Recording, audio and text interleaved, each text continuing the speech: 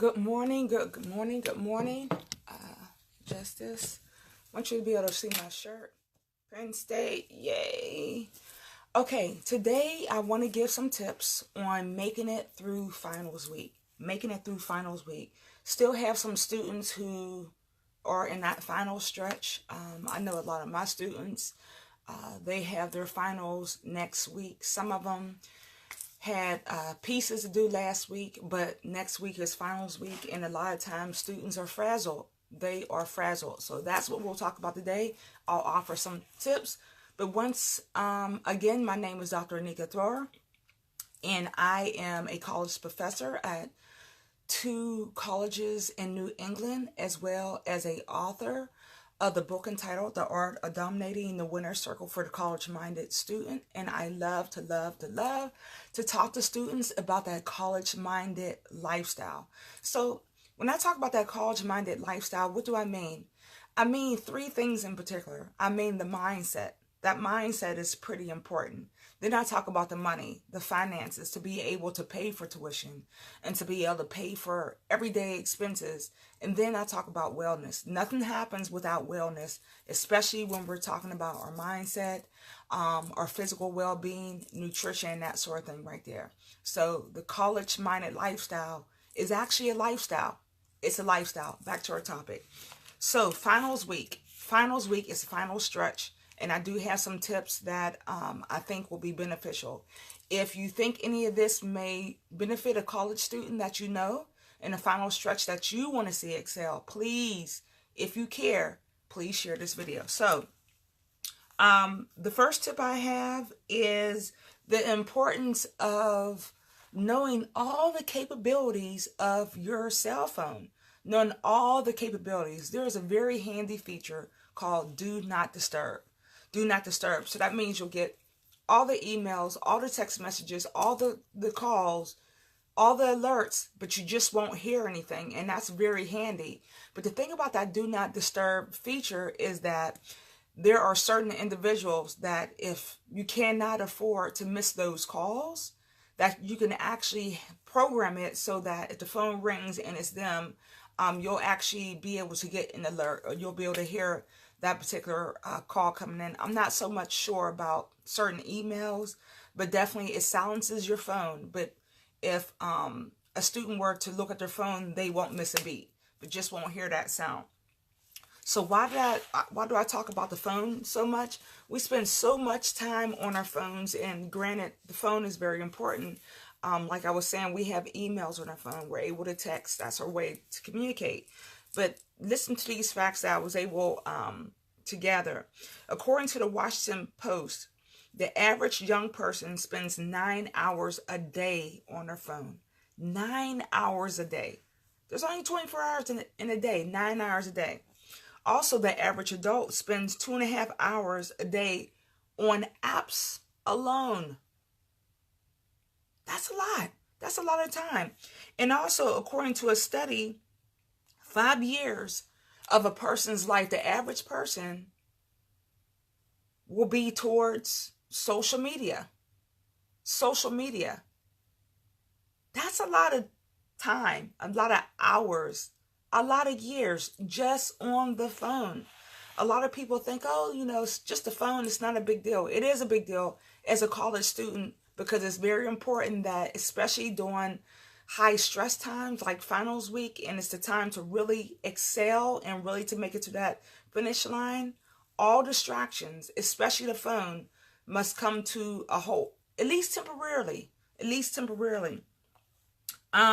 So like I was saying, with that do not disturb feature, we're able to set it so that if certain people were to call, it actually will ring. So you definitely want to look into that feature or potential feature for the phone. The next tip that I have is to do the work.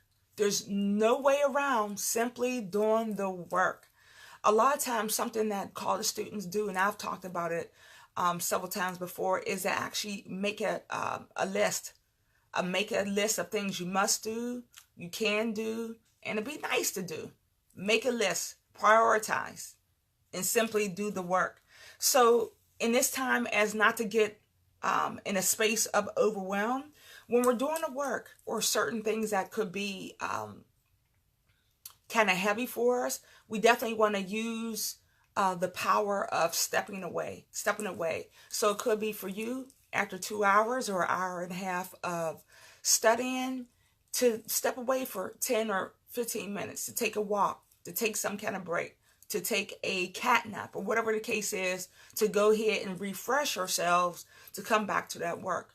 Or we may go back to the work, but go to another task that we need to do.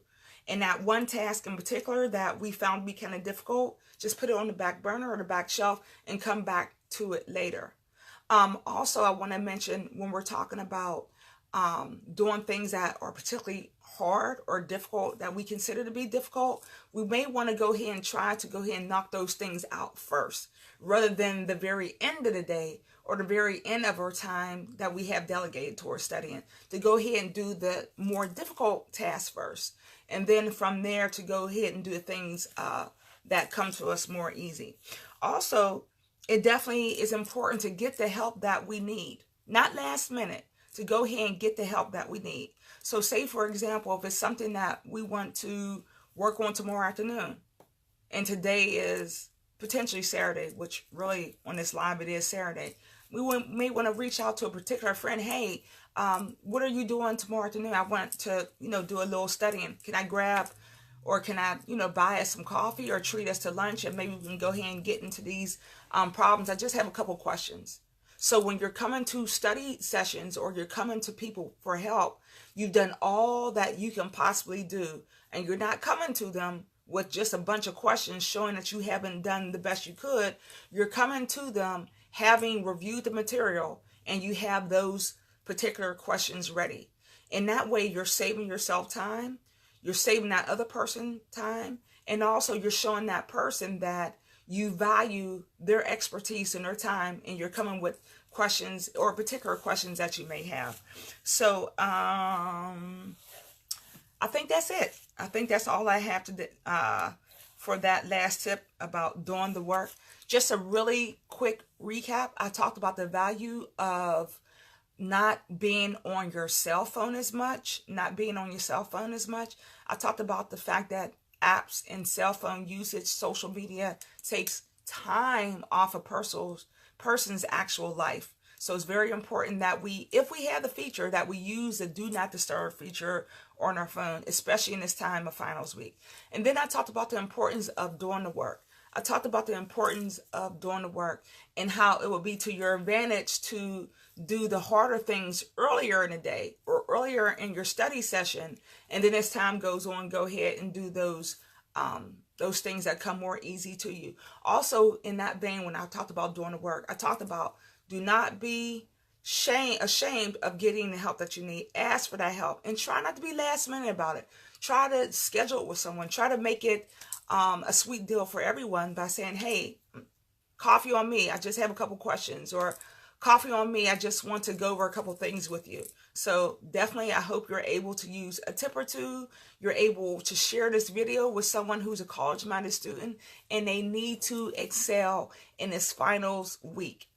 Once again, my name is Dr. Anika Thrower. I am a college professor here in New England, as well as the author of the book entitled The Art of Dominating the Winner's Circle for the College-Minded Student. Until next time, stay college-minded.